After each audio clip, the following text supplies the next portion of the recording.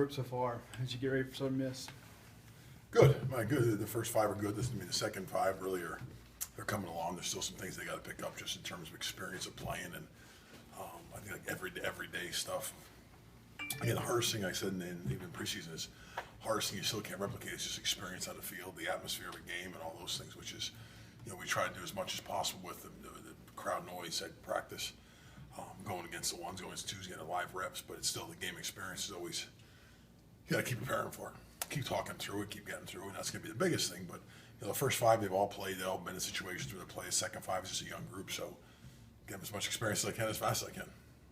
Coach Mo was talking yesterday about getting to the point where you narrow things down with the group instead of focusing on 15 or 16 getting reps. You get that 8 or 9 or 10 reps. Yeah, I mean, it's getting to that point really today and tomorrow where we're kind of starting to narrow that stuff down in terms of, the scout exchange and stuff like that. So you start getting those 9, 10, for me, 11 guys that are going to keep up there and get reps that you got to start getting ready. And that's why I said it narrows down to those first two groups.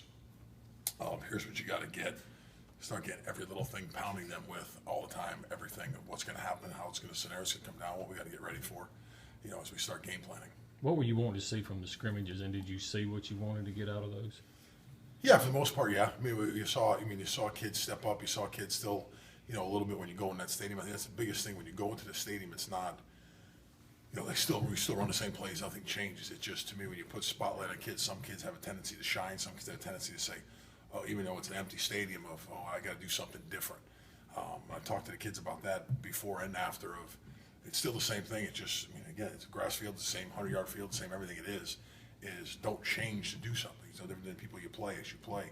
We have to do what we have to do, fundamentally, technique-wise, everything we have to take care of.